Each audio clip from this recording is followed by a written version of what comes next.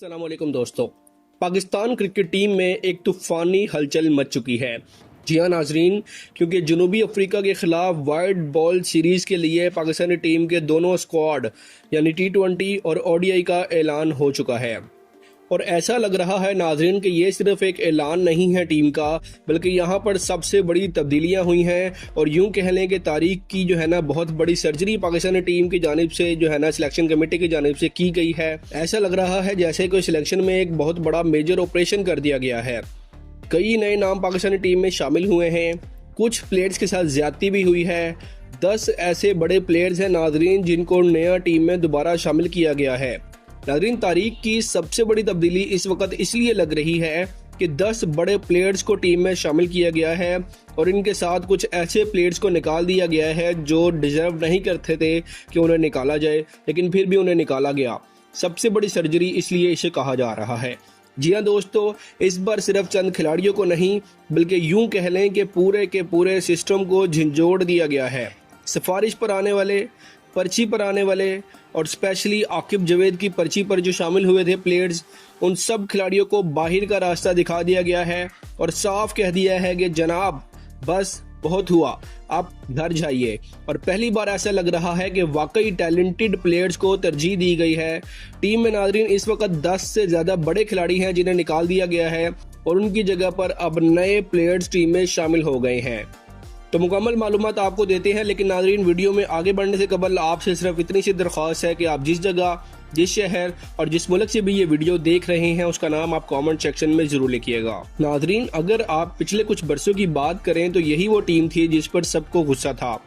बार बार वही चेहरे, बार बार वही पुराने नाकाम परफॉर्मेंस वाले खिलाड़ी और वही पर्ची कल्चर और नतीजा सबके सामने था 0। लेकिन अब कहानी बदल गई है। इस बार सिर्फ खिलाड़ी नहीं बल्कि टीम का माइंडसेट, कप्तानी और सिलेक्शन के असूल तक तमाम चीजें बदल दी गई हैं। दोनों स्क्वाड्स का ऐलान होते ही सोशल मीडिया पर एक तूफान बरपा हो गया। लोग हैरान थे कि इतनी बड़ी तब्दीली एक साथ कैसे कर दी गई, मगर हकीकत यह है कि अगर पाकिस्तान को आगे बढ़ना है तो यही कदम पाकिस्तान को बहुत पहले उठा लेना चाहिए था। अब नाज़रीन बात करते हैं पहले स्क्वाड की, T20 स्क्वाड की। और ये वो फॉर्मेट है जहां पाकिस्तान के पुराने फार्मूले बिल्कुल नाकाम हो चुके थे। अब एक नई सोच, नई क़यादत और नए खिलाड़ियों के साथ दोबारा जज्बे के साथ टीम का ऐलान किया गया है। सबसे पहले नंबर पर नाज़रीन कप्तान के तौर पर नाम आया है सलमान अली आगा का। जी हाँ नाज़रीन, सलमान अली आगा और सिलेक्टर ने वाज़ेह उन्हें पैगाम दे दिया है कि कप्तानी सिर्फ बड़े नामों की जागीर नहीं बल्कि जो मुस्तकिल परफॉर्म करेगा वही कमांड संभाल सकेगा। इसलिए सलमान अली आगा को वार्निंग दे दी गई है कि ये एज ए प्लेयर उनकी आखिरी सीरीज हो सकती है अगर उन्होंने बैटिंग में परफॉर्म ना किया तो। टीम जीते या हारे इससे कोई कंसर्न नहीं कि सलमान अली आगा रहेंगे कप्तान या नहीं। अगर टीम हार भी जाए और सीरीज भी हार जाए, लेकिन अगर सलमान अली आगा ने कप्तानी बेहतरीन की और बैटिंग परफॉर्मेंस बेहतर की तो वो बतौर कप्तान रहेंगे। अगर पाकिस्तान टीम जीत भी गई और उसमें सलमान अली आगा की बैटिंग परफॉर्मेंस 0 हुई तो उन्हें कप्तानी के साथ साथ T20 से भी निकाल दिया जाएगा। उसके बाद नाज़रीन नंबर 2 पर है बाबर आजम। जी हाँ नाजरीन, वही बाबर आजम जिनके बारे में कुछ माहिरीन का कहना था कि शायद अब T20 में उनकी वापसी कभी भी मुमकिन नहीं होगी। लेकिन भाई साहब, बाबर आजम ने जबरदस्त अंदाज में कमबैक किया है और उन्हें T20 स्क्वाड के साथ साथ वनडे स्क्वाड में भी शामिल कर लिया गया है। ये फैसला साफ जाहिर करता है कि बाबर की क्लास अब भी टीम के लिए जरूरी समझी जा रही है। चाहे पिछले चंद महीनों में उन पर कितनी ही तनकीद क्यों नहीं हुई, लेकिन वो फिर भी पाकिस्तान के T20 स्क्वाड में शामिल हो गए हैं। उसके बाद नाज़रीन सबसे दिलचस्प तब्दीली आई है हुसैन तलत की जगह पर, क्योंकि अब इस जगह पर शामिल हुए हैं अब्दुस समद, एक यंग पावर हिटर और मैच फिनिशर जो हरीफ टीम के लम्हों में मैच का रुख बदल सकते हैं। अब्दुस समद को T20 फॉर्मेट के लिए बिल्कुल मौजू नाज़रीन माना गया है और हुसैन तलत के मुकाबले में अब्दुस समद ज्यादा जारहाना, ज्यादा खतरनाक और ज्यादा काबिल एतमाद भी हैं और वो तूफानी इनिंग्स खेल भी सकते हैं। और ये वो तब्दीली है जो नाज़रीन क्रिकेट के शौकीन काफी अरसे से देखना चाह रहे थे कि हुसैन तलत की जगह पर किसी ऐसे प्लेयर को शामिल किया जाए जो कि ना सिर्फ अच्छी बैटिंग करे बल्कि पावर हिटर भी हो। तो इसलिए नाजरीन अब हुसैन तलत की जगह पर अब्दुस समद को स्क्वाड में शामिल किया गया है। अगले नंबर पर नाजरीन राना फहीम अशरफ आएंगे। वो ऑलराउंडर जो हर जगह अपनी अफादियत साबित कर चुके हैं, चाहे बैटिंग हो, बॉलिंग हो, राणा फ़हीम अशरफ हमेशा फाइट करते हुए दिखाए जाते हैं। फ़हीम अशरफ हमेशा फाइट करते हुए देखे जाते हैं। इस वक्त पाकिस्तान के पास जितने भी ऑलराउंडर्स हैं उनमें सबसे ज़्यादा कंसिस्टेंट यही खिलाड़ी हैं। फ़हीम अशरफ ना सिर्फ बॉलिंग में नाज़रीन विकेटें लेते हैं बल्कि मिडिल ऑर्डर में आकर मैच फिनिश करने की भरपूर सलाहियत भी रखते हैं। और हमने पिछले ट्रॉय सीरीज के फाइनल में भी देखा नाज़रीन, जहां फ़हीम अशरफ ने परफॉर्म किया। और एशिया कप के फाइनल में भी अगर कोई प्लेयर लड़ता हुआ पाकिस्तान की जानिब से नजर आया तो वो थे फ़हीम अशरफ। और यही वजह है कि अब फ़हीम अशरफ को दोबारा T20 स्क्वाड में शामिल किया गया है। फिर बात आती है नाज़रीन हसन नवाज की, वही खिलाड़ी जिसे एडमिनिस्ट्रेशन की गलतियों ने एशिया कप में नाकामी के खाने में ढकेल दिया था, वरना ये बंदा मिडिल ऑर्डर का असल सतून बन सकता है। हसन नवाज को दोबारा मौका देना समझदारी का फैसला है, क्योंकि नाज़रीन ये वो खिलाड़ी है जो शॉट्स मार सकता है, जो बड़े बड़े मैचेस जितवा सकता है। और जितने मौके साइम अयूब को हमने दिए हैं, अगर वाकई हसन नवाज को दिए जाते तो रिजल्ट्स नाज़रीन कुछ और आ सकते थे। उसके बाद मोहम्मद नवाज, एक और अहम नाम जिसे आखिरकार वो मकाम मिला जिसका वो हकदार था। एशिया कप के फाइनल में उसे सिर्फ 1 ओवर दिया गया, और वो भी उस वक्त जब वो ज़बरदस्त परफॉर्मेंस में थे। उनसे ओवर्स नहीं करवाए गए। मैनेजमेंट की वो गलती अब दुरुस्त कर ली गई है, और इस बार सलमान अली आगा ने वाजिया कहा है कि अगर फैसले गलत हुए तो जवाब सबको देना पड़ेगा। नवाज की टीम में होना बैलेंस लाता है, क्योंकि वो स्पिनर होने के साथ साथ एक बेहतरीन मिडिल ऑर्डर बैट्समैन भी हैं। अब बात करते हैं नाज़रीन इब्रार अहमद की। ये नौजवान लेग स्पिनर गुज़िश्ता सालों में अपने स्पिन से कई बैटर्स को घुमा चुके हैं। उनको खेलना किसी भी बैटर के लिए आसान नहीं होता, और T20 जैसे शॉर्ट फॉर्मेट में ये खासियत किसी हथियार से कम नहीं। इब्रार को टीम में शामिल करना दुरुस्त फैसला है, लेकिन दूसरी तरफ नाज़रीन सुफियान मुकीम को ड्रॉप कर दिया गया है, जिसकी परफॉर्मेंस तवक्कुआत के मुताबिक नहीं थी। जिसकी जगह पर एक नई उम्मीद उस्मान तारिक, ये वो यंग बॉलर हैं जिसके बारे में कहा जा रहा है कि अगर उन्हें मौका दिया गया तो पाकिस्तान को एक नया राशिद खान भी मिल सकता है। तो सुफियान मुकीम की जगह पर उस्मान तारिक को शामिल किया गया है। नाज़रीन फिट स्क्वाड में शामिल किए गए हैं साहिबजादा फरहान। यूं कह लें जैसे कि रिमेंबर द नेम फिक्रा इसके ऊपर मुकम्मल तौर पर फिट बैठता है।